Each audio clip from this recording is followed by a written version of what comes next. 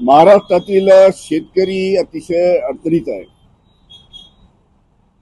त्याच्या सोयाबीनला भाव नाही मिळाला, त्याच्या कापसाला भाव नाही मिळाला.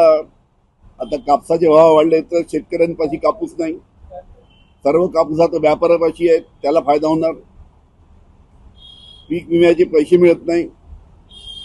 अशातच आता काही दिवसांतर हंगाम येणार आहे आणि खताच्या किमतीमध्ये भरमसाठ वाढ झाली आहे.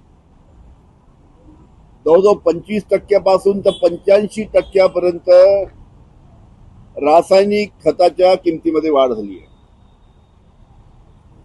20-20-0 याच्यामध्ये 25% वाढ झाली आहे. 24-24-0 याच्यामध्ये 23% वाढ झाली आहे. त्याचबरोबर MOP मध्ये 85% वाढ झाली आहे. त्याचबरोबर 10-26-26 याच्यामध्ये सुद्धा 25% वाढ झाली आहे. अशा पद्धतीनं मोठ्या प्रमाणात खताच्या किमती वाढल्या आहेत. याकडे सरकारचं लक्ष नाही. त्याच्यामुळे लवकरात लवकर सरकारने या खताच्या किमती कमी केल्या पाहिजे. खतावर सबसिडी दिली पाहिजे. व त्याचबरोबर जे लिंकिंगचा प्रकार आहे की तुम्हाला DAP पाहिजे असेल तर DAP बरोबर तुम्ही सल्फर घ्या, DAP बरोबर तुम्ही नॅनो युरिया घ्या, अशा पद्धतीचा आग्रह धरला जातो. त्याचबरोबर तुम्हाला युरिया पाहिजे असेल तर तुम्ही नॅनो युरिया घ्या, सल्फर घ्या, अशा पद्धतीनं लिंकिंग केलं जातं.